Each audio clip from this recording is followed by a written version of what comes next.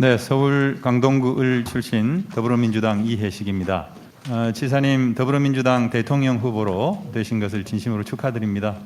그리고 코로나19 대응 등 민생 현안을 꼼꼼하게 챙겨주고 계시는 우리 경기도 공직자 여러분께 감사의 말씀을 드리면서 질의를 시작하도록 하겠습니다. 대장동 개발과 관련해서 질의하겠습니다. 제가 보기에 대장동 개발의 핵심은 결합 개발에 있다고 생각합니다. 대장지구에서는 택지 개발을 하고 대장지구에서 10km 떨어진 이 지도에서 나옵니다만 오른쪽 상단에 신흥동 구시가지에 공원을 조성하는 것이 17,000평 정도. 당시 시장께서는 세금 한 푼 안 들이고 하겠다 이렇게 얘기를 했습니다. 그 다음 PPT 보여주세요. 2012년 6월 27일 날 취임 2주년 기자회견입니다. 결합 개발을 시행하고 그리고 시민 세금 부담이 전혀 없이 공원화한다. 이게 핵심인 것 같습니다. 네. 그때 당시는 이 성남시의회 한나라당 다수 의석이었고 공공개발을 줄기차게 반대하던 때였기 때문에 이게 공공개발로 갈지 아니면 민관 합작으로 갈지 잘 몰랐던 시기인데 이때도 줄기차게 그러니까 대장지구에서 공익을 환수를 해가지고 그 재원으로 공원 개발을 하겠다 이렇게 생각하고 있었다는 뜻이죠. 그 본시가지는 평지 공원이 하나도 없어서 50만이 거주하는데도 불구하고 이게 10년 이상 그 당시 기준으로 10년 이상 1공단이라고 하는 가장 비싼 그 시내 요충지인데 거기를 공원으로 만들자는 민원이 있었고 저희 또 공약이기도 하고 김태년 국회의원의 공약이기도 하고 해서 해야 되는데 문제는 이게 재원이 3천억 가까이 들기 때문에 도저히 할 수 없는 상태에서 대장동 개발 이익이 최하 6, 7천억 정도가 예상됐기 때문에 이걸 전부 환수해서 이 공원을 만드는 그런 기획을 하고 있었습니다. 네, 그 다음 PPT 보여주세요. 그래서 사전 이익 확정 방식으로 성남 1공단 공원화하는 비용으로 2,561억 원 그리고 임대주택 부지에 1,822억 원 도합 4,383억 원을 사전 이익 확정 방식으로 환수를 했고 그리고 2017년 3월 달 부동산 값이 들썩거리는 그 시점에서 다시 추가로 대장동 지역의 터널 공사 등을 추가 환수했죠.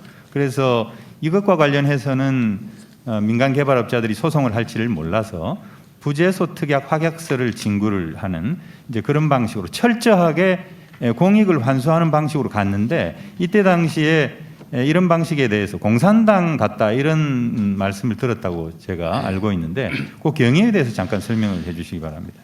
이게 원래는 그 100% 개발 이익을 환수할 예정이었고 최대 한 7, 8천억 정도 이렇게 예상이 됐는데 그 당시 새누리당 현재 국민의힘 시의회가 당론으로 이걸 민간 개발을 허용해라 이제 공공 개발을 반대한다라고 해서 지방채 발행을 부결하고 뭐 공사 설립도 방해하고 당시에 시장 선거를 준비했던 신영수 국회의원 또 이분까지도 민간 개발을 계속 요구하고 있는 상황이어서 결국은 민관 합동 개발 외에는 방법이 없었습니다.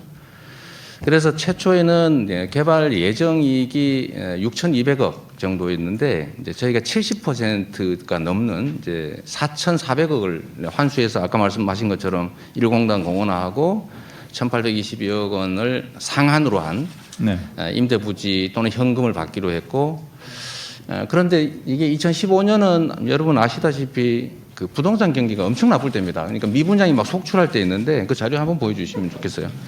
그때는 이 정도 저희가 환수했는데 그 후에 2017년이 되니까 이제 부동산 가격이 올라가는 기미가 있어서 이것도 하고 좀 그래프 하나 줘보세요.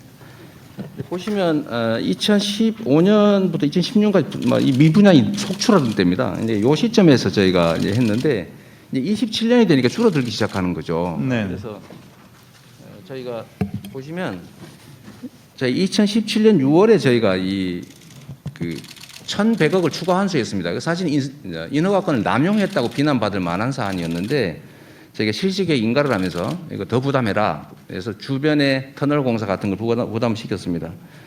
근데 그렇게 하니까 저희가 사실 한 80% 정도 환수한 꼴이 됐는데 네, 많이 알려진 사안 갑자기 이렇게 올라가면서 그 민간 측의 예정 이익, 불확정 이익이 늘어나게 된 것이죠. 저희는 올라가든 내려가든 이게 많이 떨어졌다면 저희들은 그래도 이익은 확보하는 것인데 하여튼 이게 이제 부동산 경기 때문에 지금 이제 국민들께서 실망하는 그런 상황이 발생한 것 같습니다. 네. 어떻든 저런 방식의 공공이익 환수가 결국 일반적인 통상적인 기부 체납과 같다 이런 가짜 뉴스들이 많이 있습니다. 그와 관련해서 좀 확실하게 제가 좀 얘기를 하기 위해서 판넬을 준비를 했는데 이 대장지구 토지 이용 계획도입니다.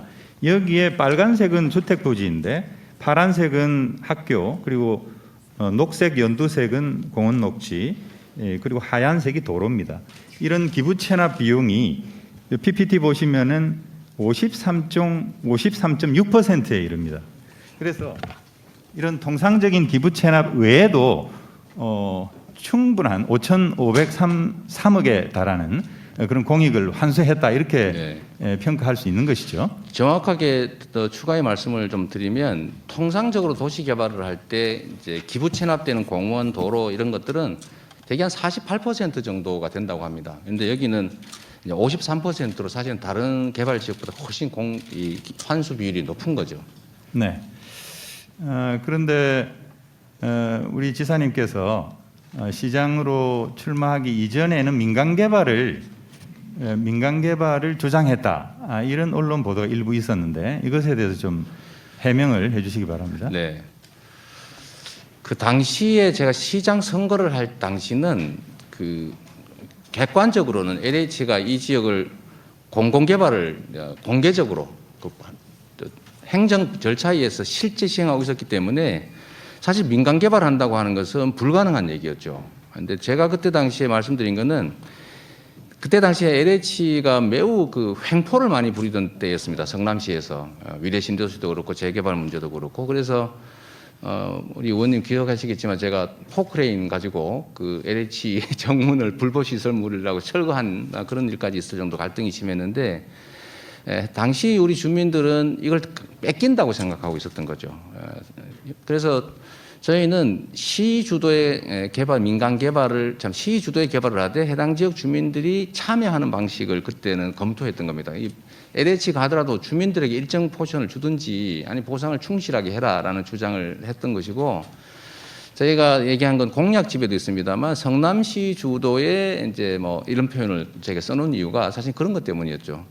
근데 LH가 시행하던 이 해당 부지는 이미 공공개발이 진행 중이었기 때문에 민간개발을 얘기할 여지가 없는 것인데 아마 주민들은 당시에 이미 땅을 민간 개발업자한테 다 판 상태여서 아마 그런 주장을 했던 거 아닌가 싶은 생각이 들고요. 네. 저희는 6월 28일 제가 취임하기 3일 전에 LH가 갑자기 네. 포기했기 때문에 그때부터는 공공개발, 성남시 주도 공공개발을 명확한 입장을 가지고 있었습니다. 네.